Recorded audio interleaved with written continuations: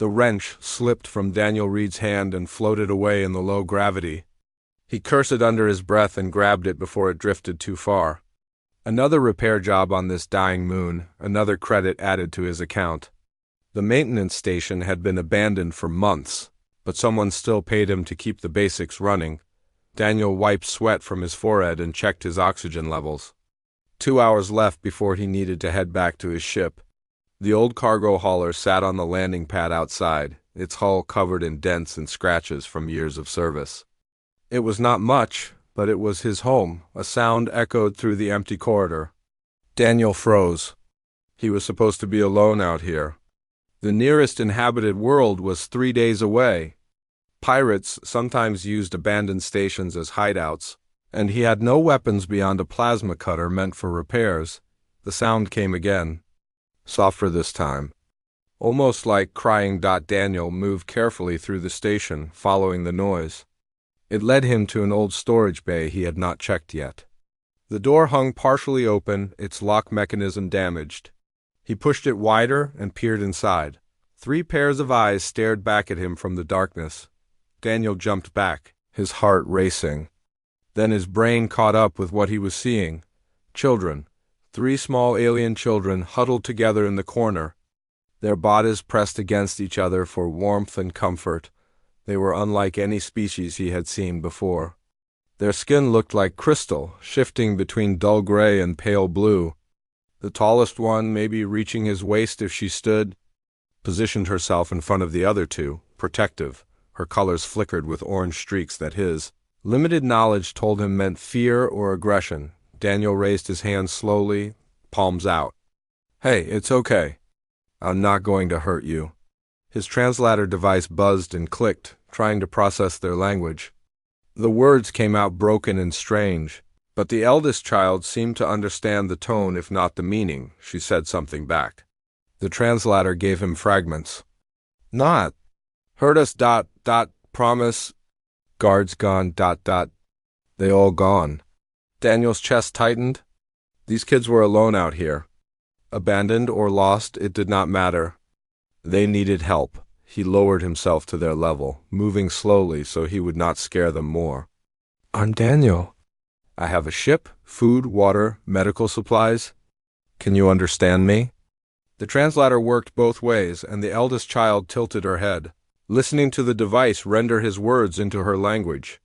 She spoke to the other 2, and they had a quick conversation in hushed tones. Finally, she looked back at him and nodded once. Daniel smiled. "Okay, good, let's get you out of here." Getting them to his ship took longer than expected. The children were weak from hunger and dehydration. The youngest one could barely walk. Daniel ended up carrying her while the other 2 held onto his jacket. Their small hands gripped the fabric tightly. Afraid he might disappear inside his cargo hold, Daniel cleared space and set up emergency blankets. The heating system kicked in, and the children huddled together under the warmth. He grabbed his emergency rations and water packets, offering them slowly. The eldest child took them first, tested them carefully, then distributed them to her siblings. Daniel watched them eat and felt something twist in his gut. Their clothes, beneath all the dirt and damage, looked expensive. The fabric had intricate patterns woven into it. These were not ordinary refugee children. Someone important was probably looking for them, but right now, they were just scared kids who needed help. He pulled out his basic medical kit and gestured to their injuries. The middle child had a deep cut on her arm. The youngest had bruises along her side. The eldest had what looked like burn marks on her hands. The eldest child watched him carefully as he approached with bandages and antiseptic. She said something to the others, and they relaxed slightly. Permission granted. Daniel worked gently, cleaning wounds and applying bandages. The children winced but did not cry. They had learned to be tough, probably the hard way. When he finished, he sat back and looked at them. "What happened to you 3? The translator struggled with the eldest child's response, but he caught enough words to piece it together. Their ship had crashed. Bad people attacked them. Their guards fought to protect them and told them to run and hide. They had been in that storage bay for 5 days, surviving on emergency rations until those ran out 2 days ago. Daniel felt anger rise in his chest. Someone had tried to hurt these children, left them to die on an abandoned moon in the middle of nowhere. "You're safe now," he told them. "I'll help you find your family." The eldest child studied him for a long moment. Then she reached out and touched his hand. Her crystalline skin felt cool and smooth.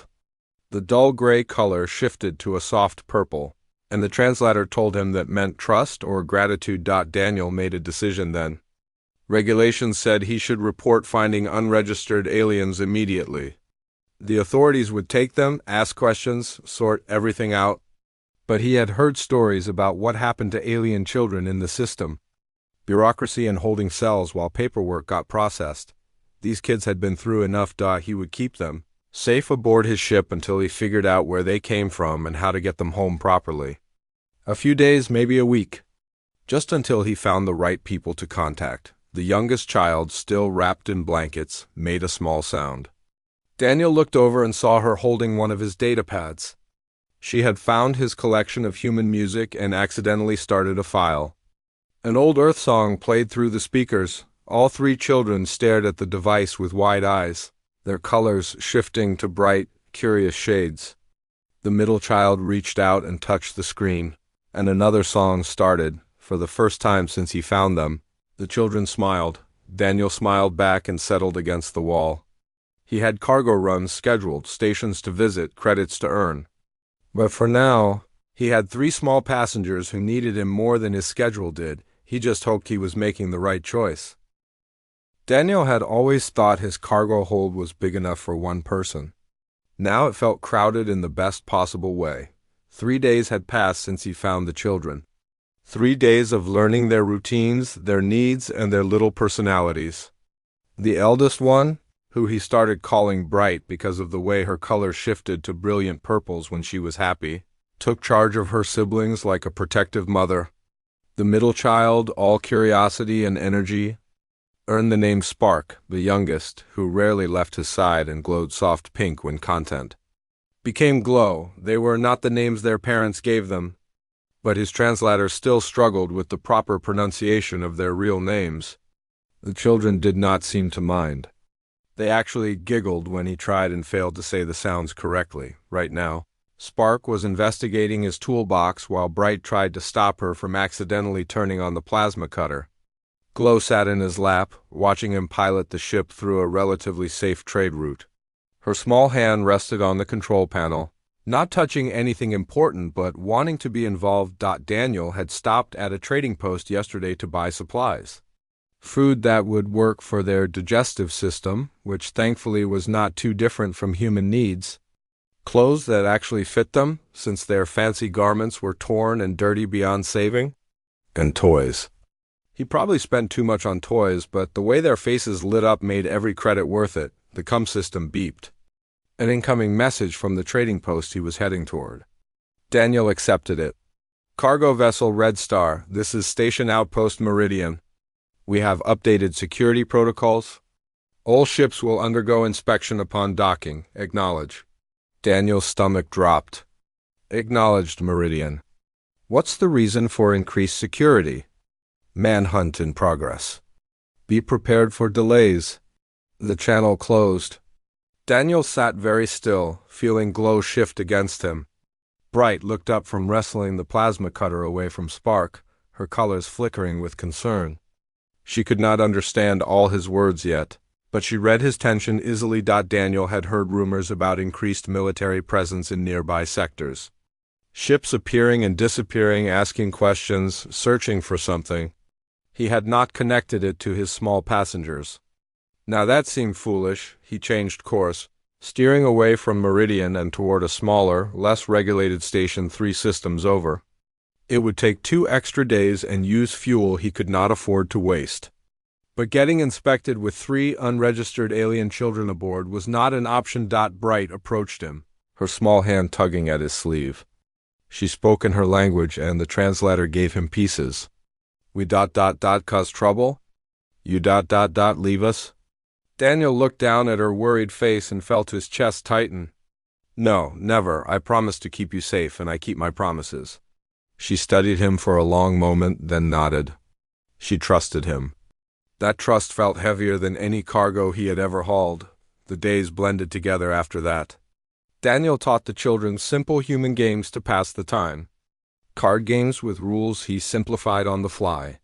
Paper airplane contests that ended with Spark accidentally hitting him in the face and all three children dissolving into laughter. He showed them pictures of Earth, trying to explain concepts like oceans and forests to kids who had probably never seen anything like them. In return, they taught him about their world. Not directly, since the language barrier still existed, but through small gestures and attempts at communication. Bright drew pictures of a massive building among stars. Spark hummed songs that her mother used to sing. Glow showed him a hand gesture that meant family in their culture. Daniel learned that their species changed colors based on emotions. Gray meant fear or sadness. Purple meant happiness or trust. Orange was anger or distress. Pink was contentment. Blue was curiosity. He got better at reading them, responding to their needs before they had to ask. The small station he finally docked at was barely more than a refueling depot. A handful of people ran the operations, and none of them asked questions as long as payment cleared. Daniel kept the children hidden in a smuggling compartment he had discovered behind a false panel during their journey.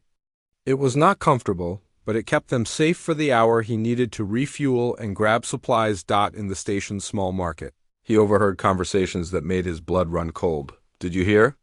The bounty is up to 50 million credits now. For what? Those missing royal kids. The Ashir ones? Whole galaxy is looking for them. Royal?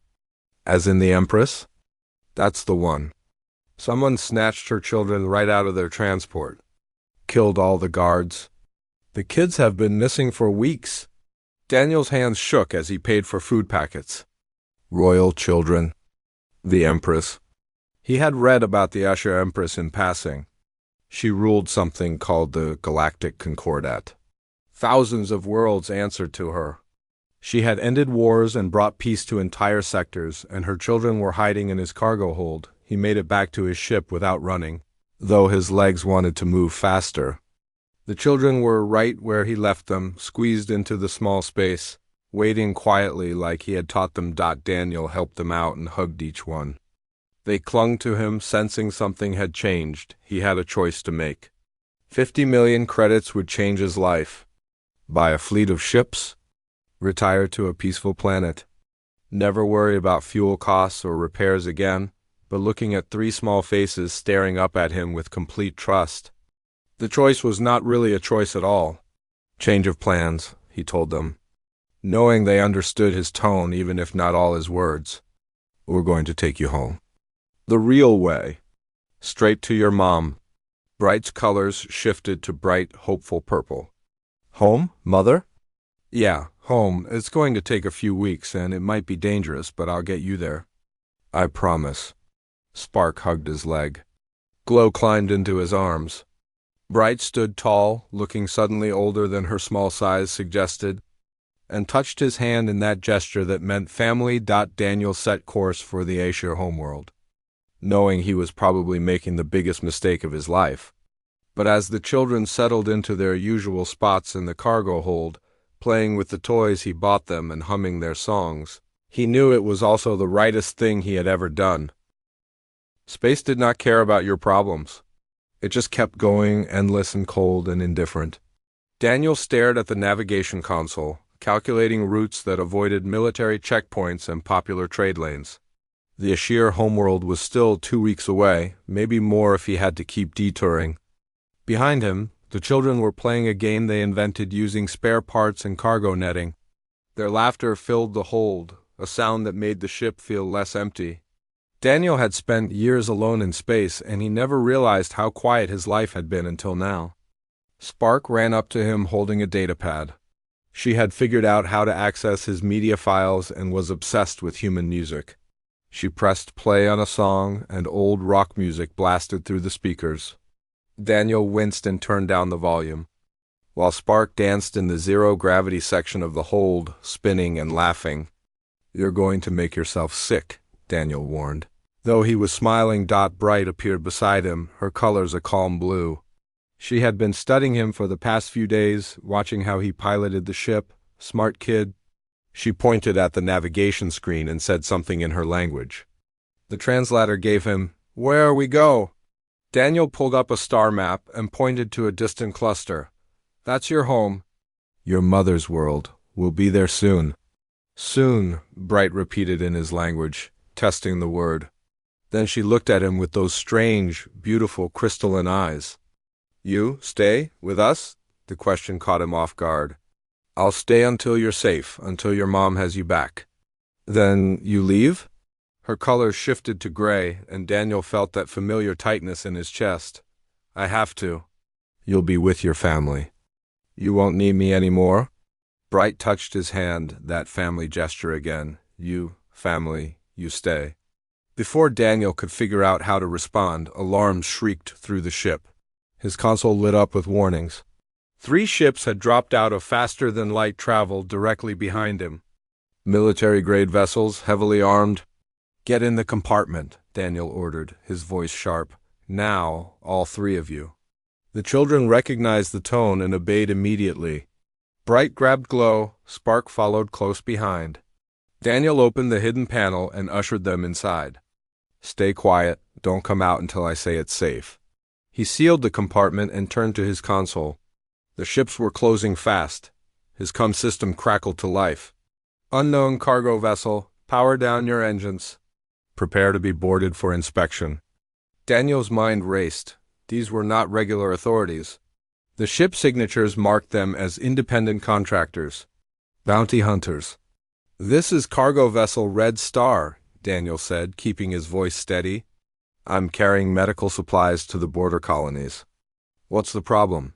"Power down your engines." "This is not a request." Daniel looked at his weapon systems. He had none. His shields were barely functional. Running would just make them shoot faster. But letting them board meant they would find the children. He made a decision. His hands flew across the controls, diverting all power to the engines.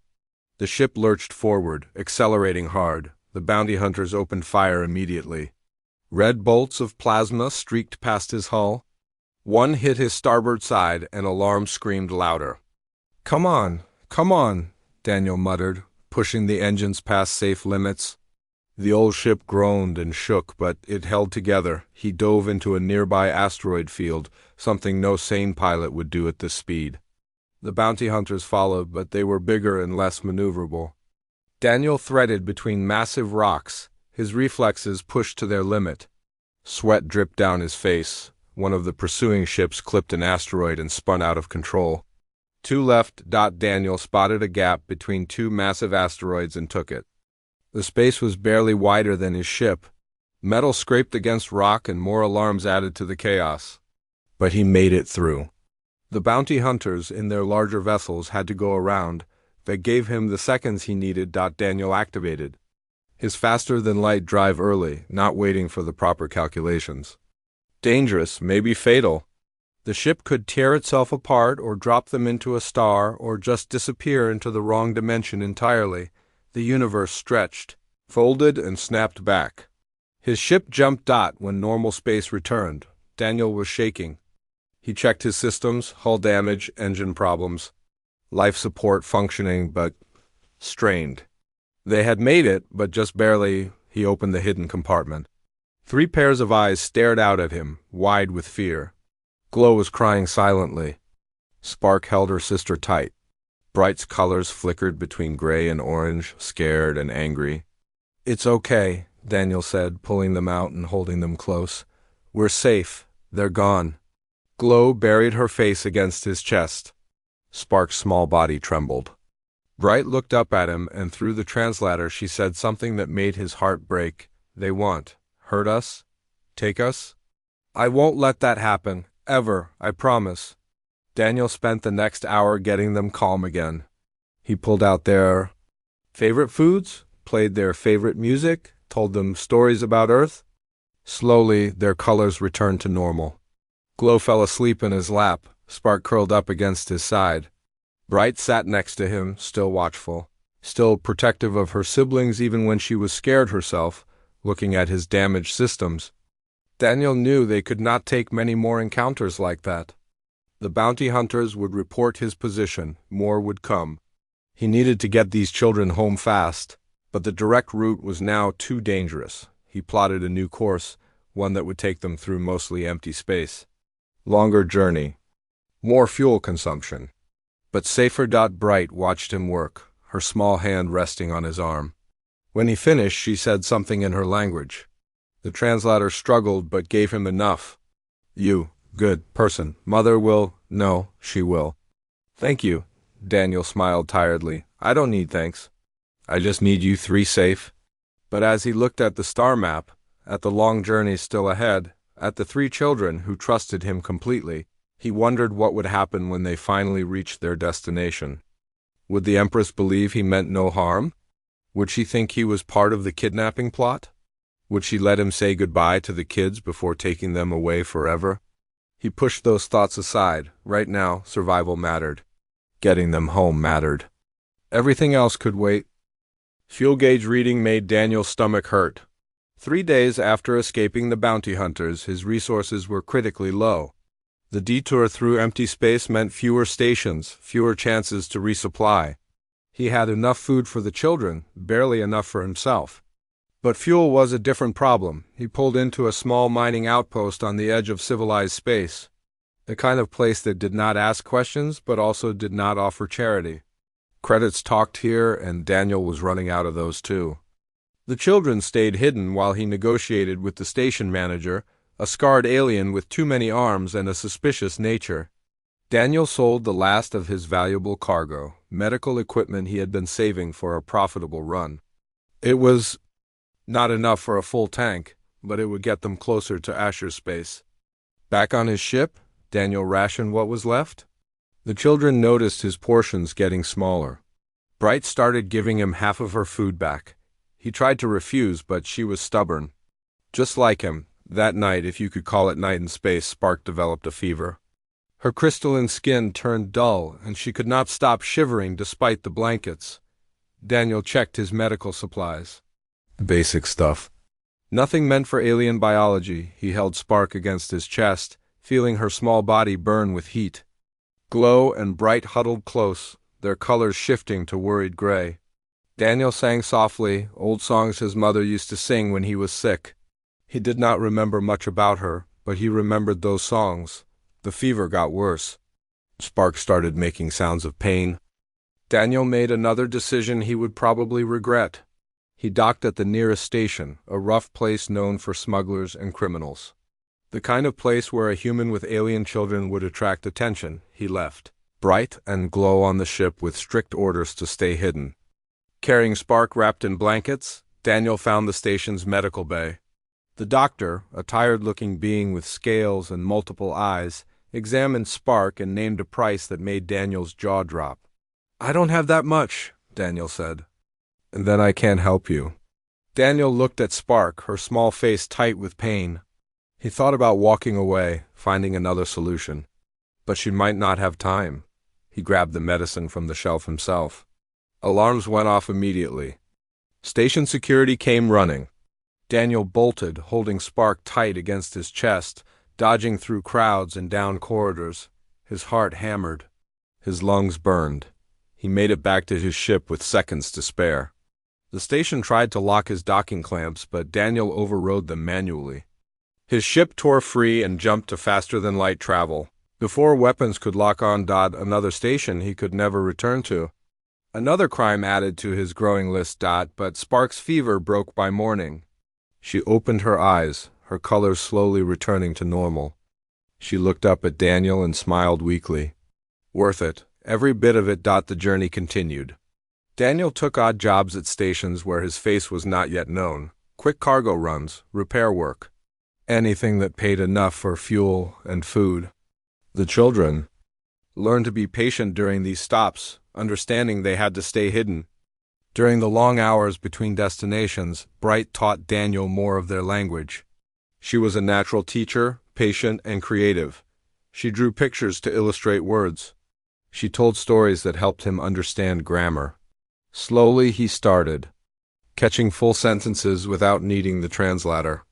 One evening, The children insisted on performing a ceremony they had been discussing among themselves.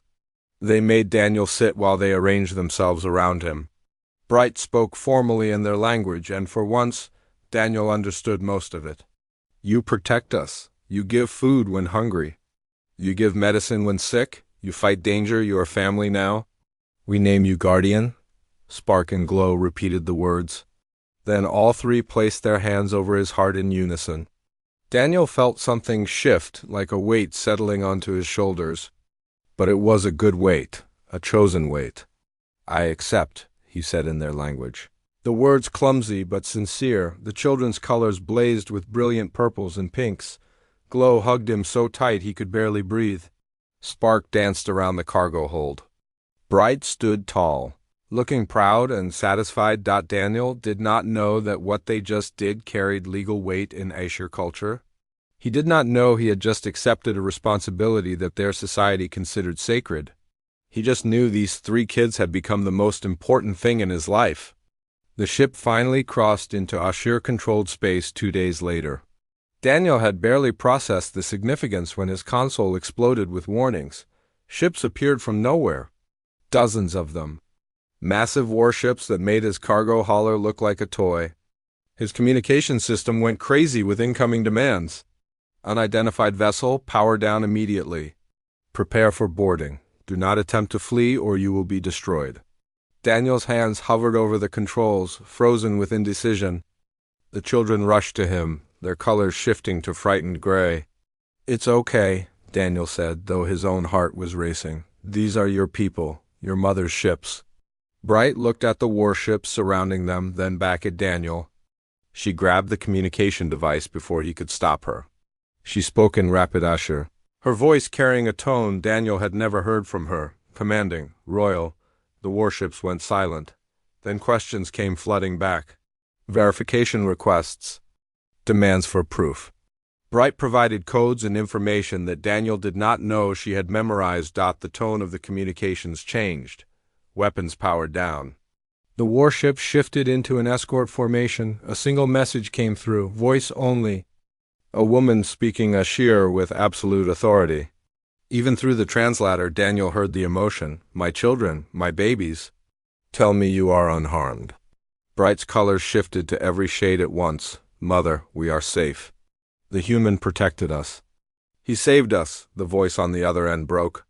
Just for a moment, then it returned, steady and powerful. Bring them home. Immediately, and bring the human. I must meet the one who did what our entire military could not. The escort guided Daniel's battered ship toward the most beautiful planet he had ever seen. As they descended, he held the children close, knowing everything was about to change.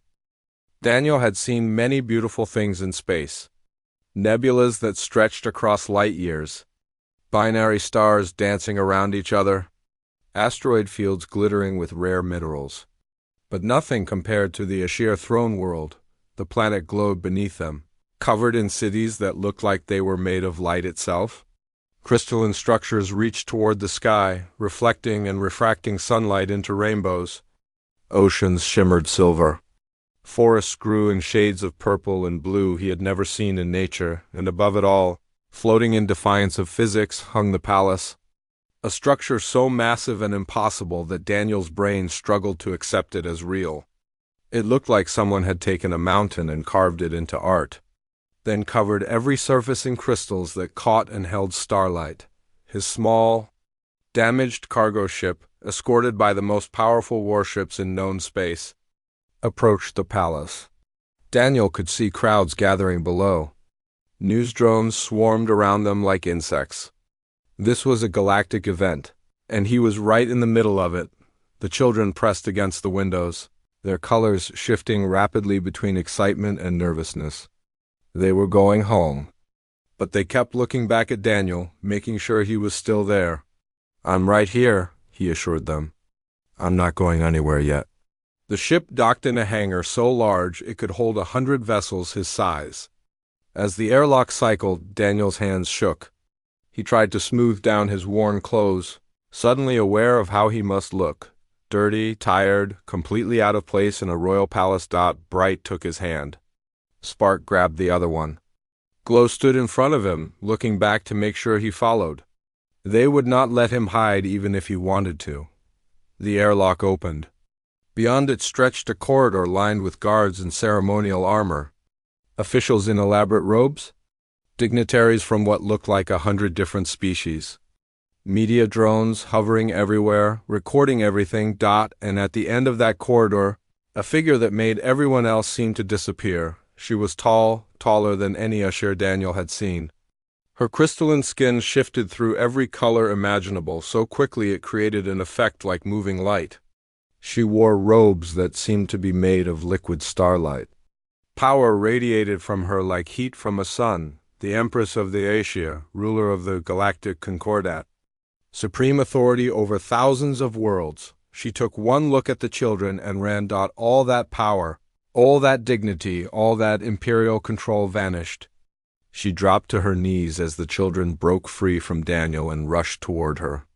The reunion was raw and real. The Empress gathered her children into her arms, holding them so tight it must have hurt. She made sounds that needed no translation: relief, joy, grief for the time lost. The children talked over each other, crying and laughing at once. Their colors blazed brilliant and wild. Guards turned away to give them privacy. Even the media drones pulled back slightly. Daniel stood frozen at the airlock, suddenly feeling like an intruder in a moment too personal to witness. He started to back away, but Bright looked up from her mother's embrace and shouted something. The Empress looked at him. Their eyes met across the distance, and Daniel felt the weight of her attention like a physical thing. She stood slowly, her children still clinging to her robes, and walked toward him. Daniel tried to bow, tried to kneel, tried to show proper respect. But his legs would not cooperate, and he ended up just standing there. Awkwardly, while the most powerful being in the galaxy approached him, she stopped a few feet away. Up close, she was even more intimidating. But her eyes, those crystalline eyes so similar to her children's, held only warmth. "You saved my children." Her voice was perfect through his translator, carrying weight and gratitude in equal measure. "I did what anyone would do," Daniel said, then immediately felt stupid for saying it. "No," the Empress shook her head. "Most would have sought the reward. Many tried to capture them for a ransom or political gain. Some wanted to harm them. But you simply saw children who needed help." The children tugged at their mother's robes, demanding her attention. They told their story, all three talking at once, competing to share details. How Daniel found them. How he gave them food and medicine. How he made them laugh with silly games. How he fought off bad people and stole medicine when Spark was sick. How he sang songs when they were scared. How he promised they were family and meant it. The Empress listened to every word, her colors shifting with emotion. When they finished, she looked at Daniel with new understanding. "You gave everything for them. Your cargo. Your safety. Your future. You expected nothing in return?" "They needed help," Daniel said simply. "I had the ability to help. That's all that mattered." The Empress smiled, and the expression transformed her face from intimidating ruler to grateful mother. "Come, we have much to discuss. But first, my children need food, rest, and proper medical attention. You look like you could use the same." She led them deeper into the palace. Daniel followed, feeling completely out of place among the marble and crystal and gold. Servants appeared with food and water.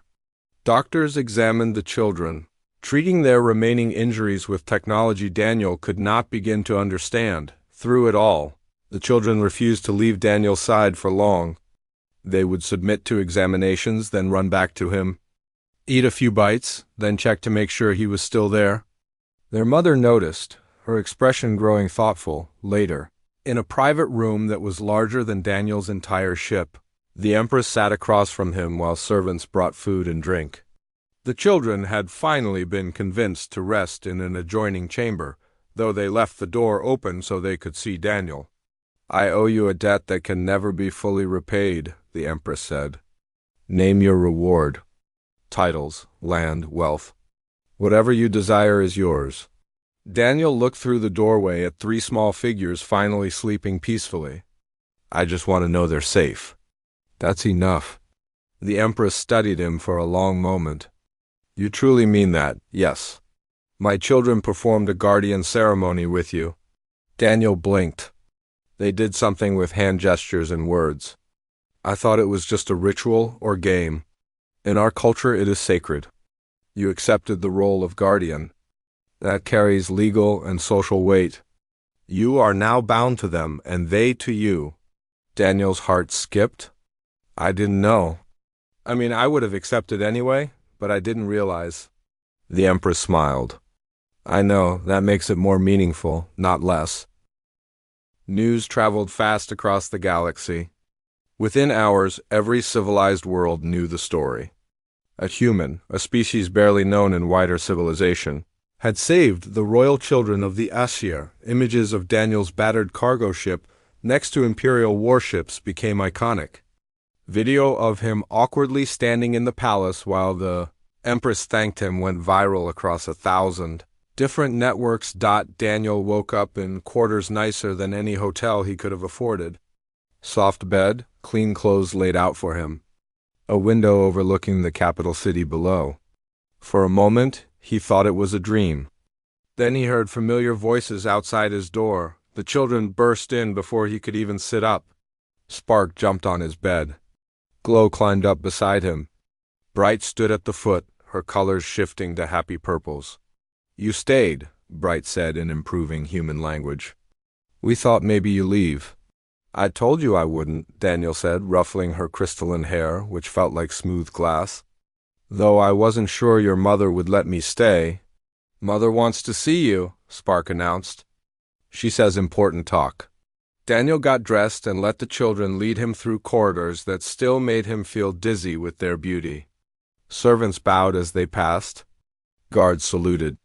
He was not used to any of it. The Empress waited in a garden that somehow existed inside the palace. Real plants, real soil, real sunlight filtered through crystal ceilings. She looked more relaxed than yesterday, though still carrying that weight of authority. Sit, she said, gesturing to a bench. We need to discuss your future. Daniel sat, nervous.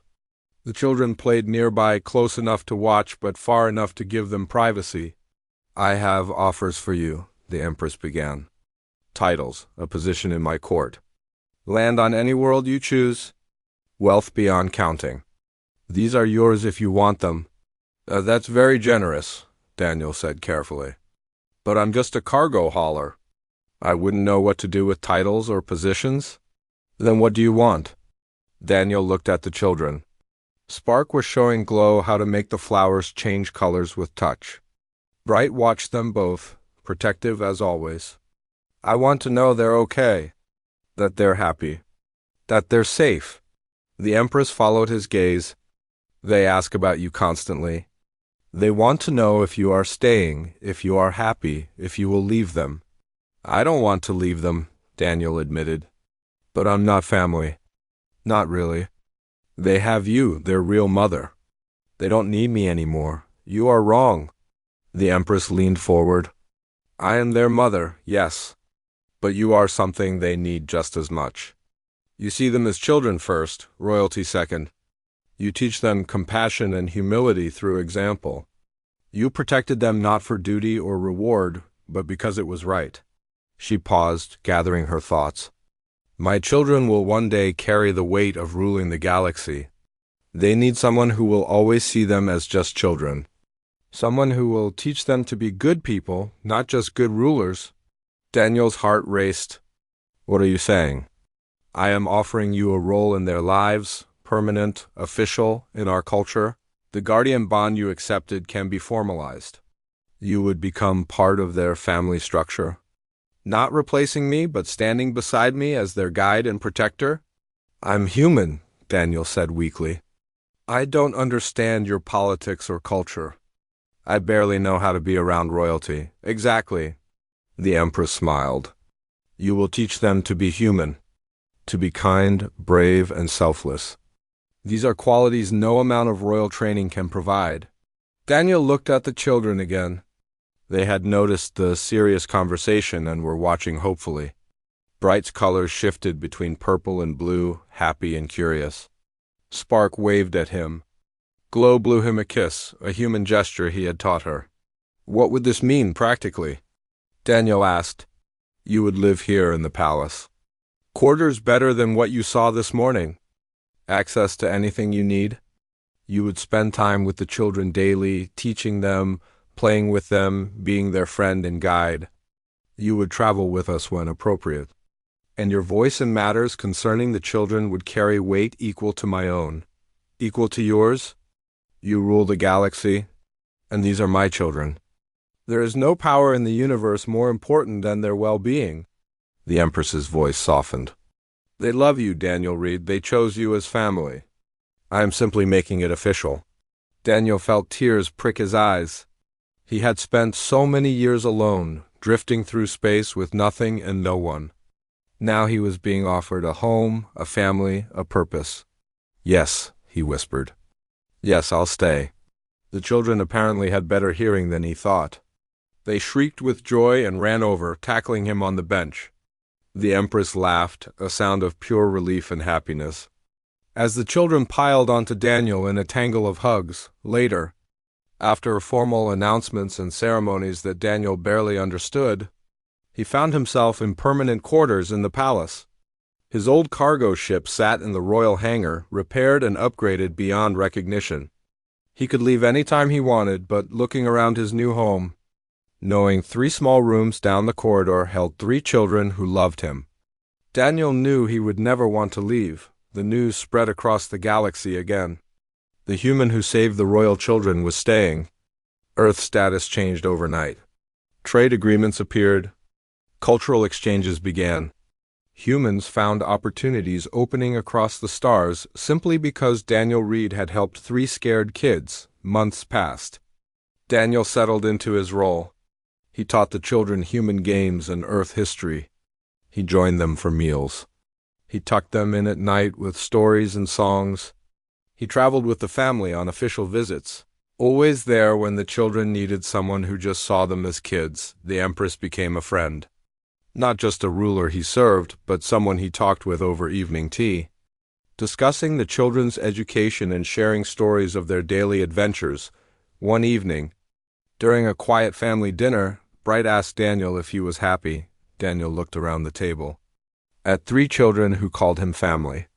At an Empress who trusted him with her most precious treasures. At a life he never imagined possible. Yeah, he said, smiling. I'm happy. He had come to the stars looking for work and found something infinitely better. A home, a family, a purpose. And the knowledge that sometimes the most important journeys are the ones that lead you exactly where you belong.